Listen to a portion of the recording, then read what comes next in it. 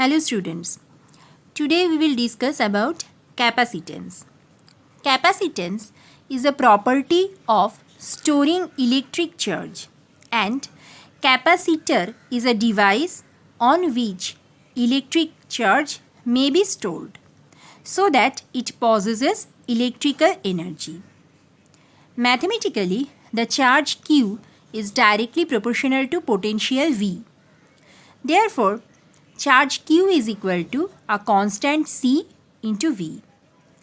This C is equal to Q by V, where C is a constant of proportionality that is called capacitance. The SI unit of capacitance is farad.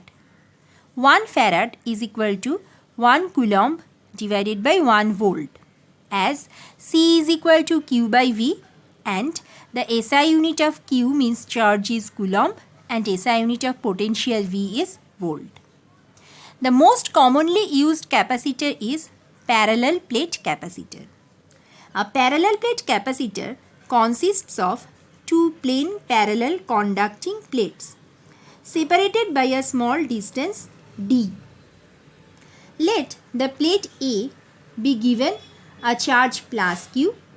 Due to electrostatic induction, a charge minus Q will appear on the nearer side of B and plus Q on its further side. The induced positive will get neutralized due to the flow of electrons from the earth, as shown in figure. The surface charge density of the plate sigma is equal to Q by A. By Gauss theorem, we know surface integral of E dot dA is Q by epsilon naught. Therefore, E is equal to sigma by epsilon naught.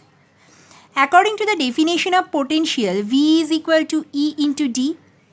If the value of E we will replace, then it will be sigma small d by epsilon naught. Sigma is Q by A, so it also can be written as Q small d divided by epsilon naught A.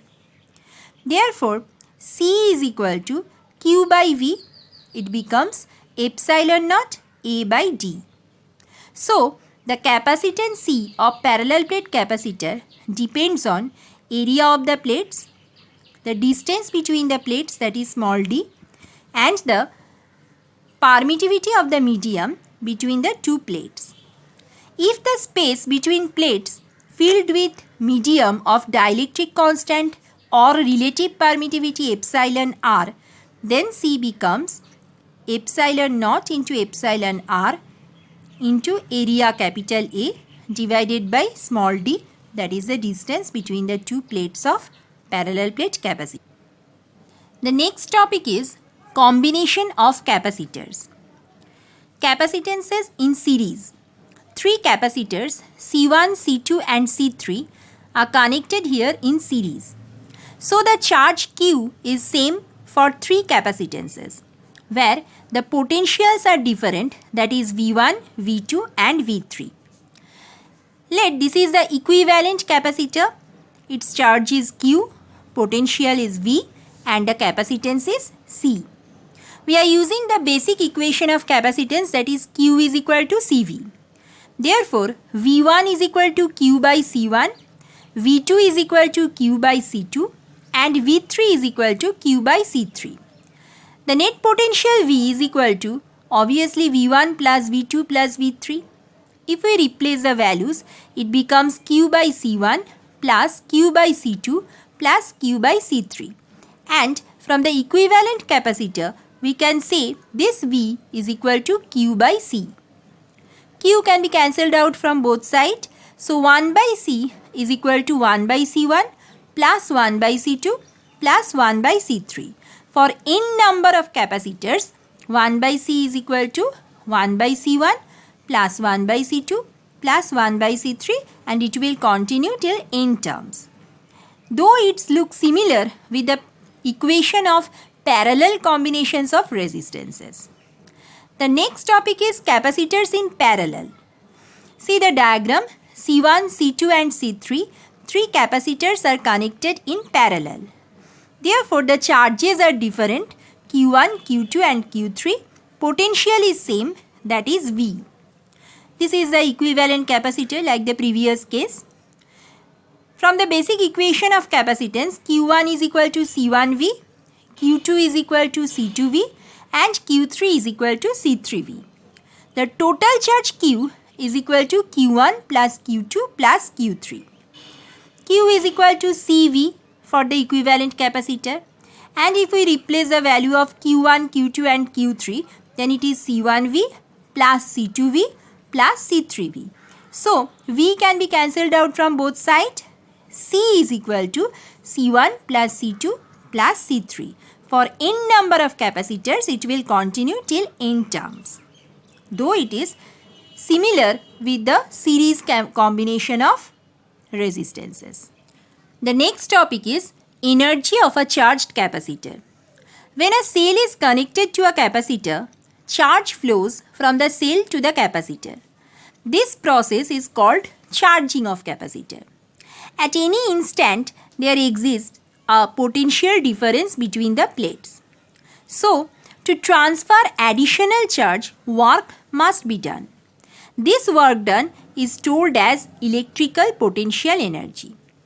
From the basic equation of capacitance, V is equal to Q by C. Q is the charge, C is the capacitance and V is the potential. From the definition of potential, work done, here the small work done dW is equal to V dQ, where dQ is a small amount of charge.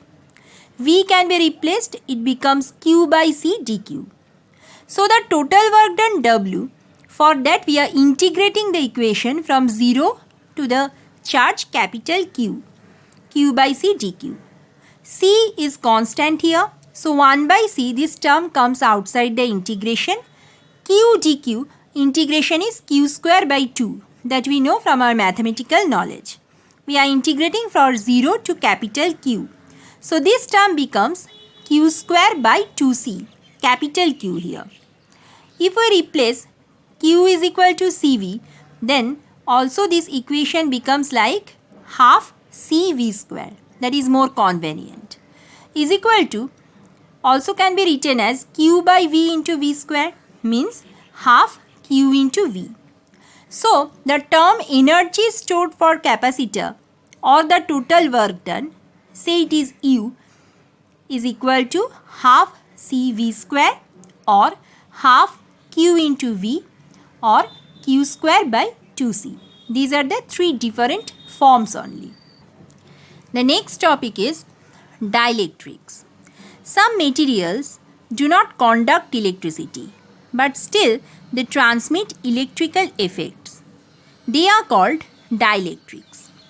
There are two types of dielectrics, polar and non-polar. If the centers of gravity of positive nuclei and the electron cloud coincide the molecule, then it is called non-polar dielectric. Say H2, N2, O2, etc. These are non-polar dielectrics.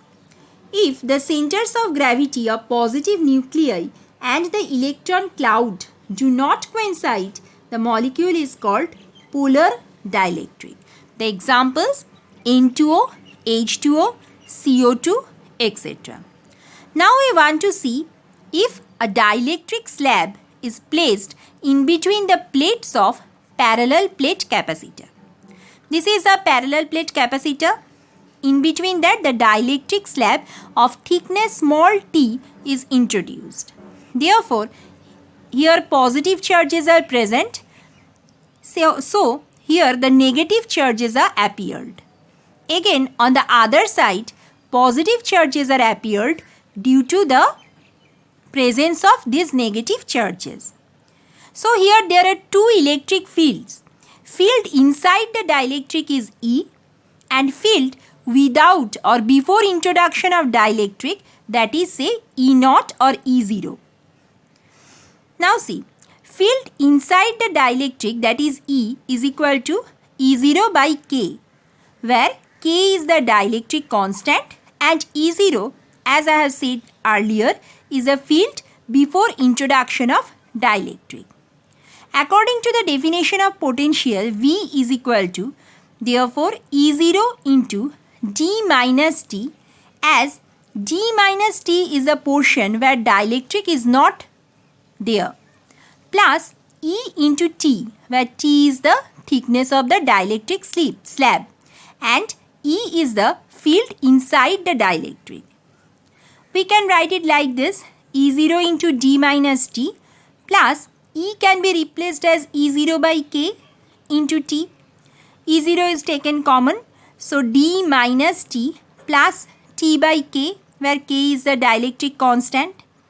E0 can be written from Gauss theorem as q by epsilon naught a. Again, this term is same. Now we know C, the capacitance, is equal to q by v from its basic equation. Therefore, q term will be cancelled in the next step and C becomes, after replacing the value of v, epsilon naught a divided by d minus t within bracket 1 minus 1 by k. The capacitance of parallel plate capacitor without dielectric, that is C naught, can be written as epsilon naught a by d that we have discussed earlier. So, epsilon naught a by d, this term can be written as C naught. So, the next step, we can write the equation like this: C naught divided by 1 minus t by d 1 minus 1 by k.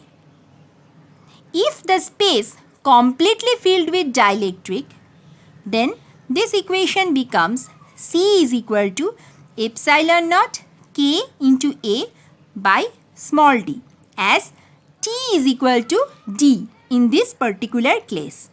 Therefore, the conclusion is that dielectric slab, or the introduction of dielectric slab, actually increases the capacitance of parallel plate capacitor. This is the assignment 5 from electrostatics chapter based on today's lesson.